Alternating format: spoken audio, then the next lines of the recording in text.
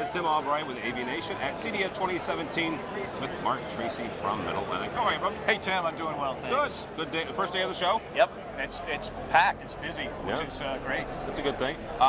You guys have done a number of innovations over the last few years. Obviously, Mid-Atlantic has been making racks forever and a day and doing a great job. You guys have kind of not transitioned from that because you're still doing racks, but you've also started developing display mounts. Right. And in doing that, you use some of your rack building knowledge and know-how and technology to take that to the display mount stuff. One of the things you have is called a proximity series mounts. Right. Explain what they are and kind of what makes them different. Yeah, thanks. So you keyed on it. We know how to mount equipment in racks, but equipment is migrating to all different types of places in the home. So if we take those best practices and tips and tricks that we've learned from all the rack building and build them into other ways to mount gear, that's what we're trying to get done with proximity. So to answer your question simply, proximity is a series of behind-the-mount boxes to mount an AV technology system. All right. One of the things that, if you're looking at it here in the booth, you guys use the phrase tool-free. Right. What does that mean? So tool-free, we've got a couple of ways that we deploy that. We want to make things easy for the integrator, easy to install, easy to service, right? So if you don't have to get your screwdriver out, that always helps. Yeah. Lever lock is a patented technology that we have, and we deploy it in some of our racks. We also deploy it in proximity. So lever lock is a removable plate for mounting small devices like HD-based T receivers or other types of components. And it's got a lever on it that's tool-free that allows the integrator to pull that plate out, service the gear on his bench or in a little easier way than climbing on a ladder up above the display, and then just easily snap it back into place. So it slides out, you take this piece, the whole thing out, right. You can take it, service it, and then you put it back on the proximity and slide it back behind the rack. Correct. Okay. So we've got two different kinds of proximity. We have a proximity in-wall box in a number of different sizes that includes AC receptacles and the lever lock, as I spoke about. Okay. But then we also have it behind the screen like this, if I could just show you. So this is a proximity sliding plate. So you would mount small devices on this proximity plate and then slide it back in place behind the display. Super easy to service and integrate, and keeps all of your cables and things neatly organized. So, with a question, you mentioned the back boxes versus this. What would be the use cases when you're talking to an integrator and you're walking them through your parts list? Why would I want a back box versus why would I want the one that slides out? Yeah, that's a great question.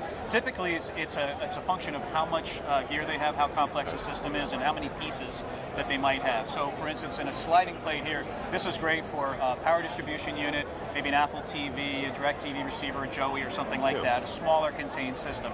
The back box might have more complex or more gear in it, and that's pretty much the reason.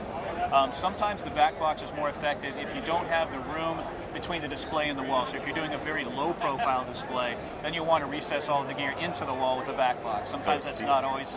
You're stealing space from the wall. Exactly. Yeah. So sometimes it's not always available or an option, in which case this sliding is the way to go. Right. The other thing is if you've got a display that's on an articulating arm, the products can go with the display itself, and so when you pull it out, there's not a big unsightly, hole in the wall or gear mounted to the wall or whatever. So it's really up to the integrator. It depends on the system. Each one's a little different. Another thing you guys have been developing for a number of years is your power solutions. Just a general overarching statement. Yes. Talk about them and talk about where you guys are at with that technology. Yeah, so power is very important to just delivering a great client experience. So our integrators every day are out there building systems to deliver great experiences.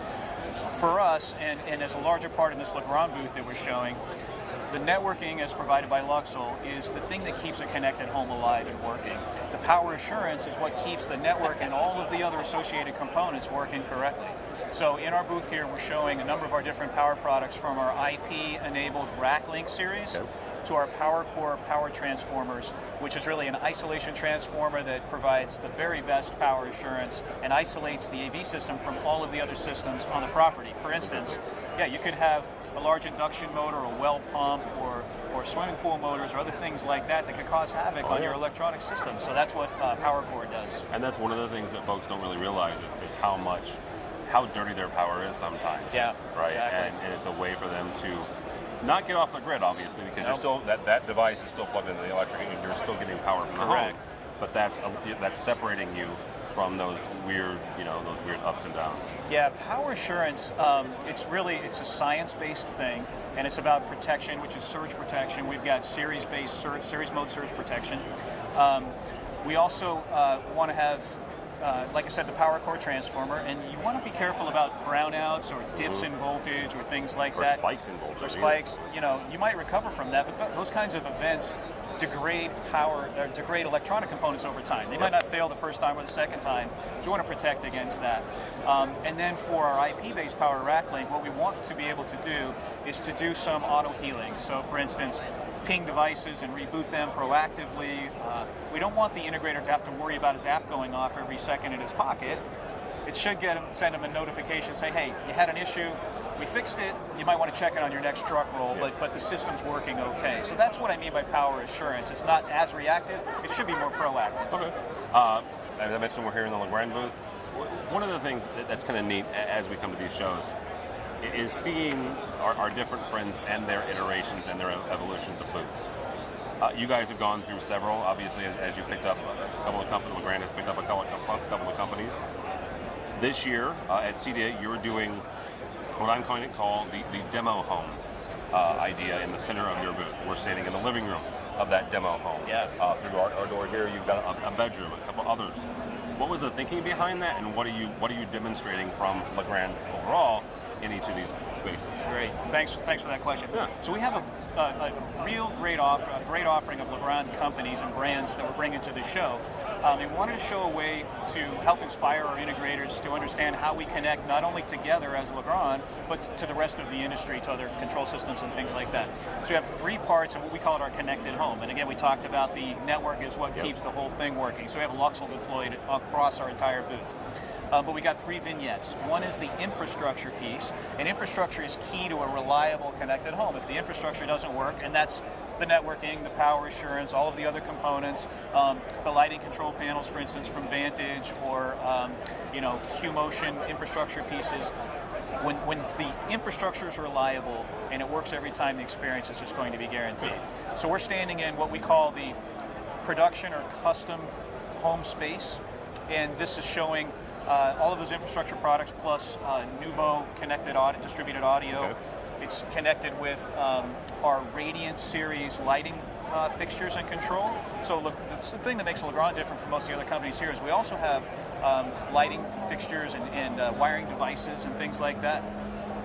And so we're able to connect all of that in this experience. So we've got Mid-Atlantic, we've got Nuvo, we've got Q-Motion, we've got Vantage, we've got Luxel, all of these pieces that come together to deliver this great experience. In the next section over, we've got more of the luxury home experience. So that's where we have our Vantage lighting control. Okay. And we've got our Adorn series of wiring devices, which is a little more aesthetic, more capable. We've got integrated touch panels in both. But over there, for instance, we're showing human-centric lighting and bio-centered lighting. Oh, wow. If you know about circadian rhythms and the way that people are working to have their lighting affect mood and productivity and well-being, we're demonstrating that as well. So that's a unique thing that Legrand brings to the industry as we connect all of our products and brands together. Very cool. All right, Mr. Mark Tracy, if people are here at the show, how do they find you? Yeah, we'd love to have you come and find us at booth 5100. For Middle Atlantic specifically, follow us at Middle Atlantic. We just launched our new website today. Very cool. How can I forget that? Congratulations. Yeah, middleatlantic.com. A lot of work went into that. It's a great mobile experience. We invite you to go see us at middleatlantic.com too. All right, very good. Mark Tracy from Middle Atlantic. My name is Tim Albright. For more information about us, you can find us at AVNation.tv.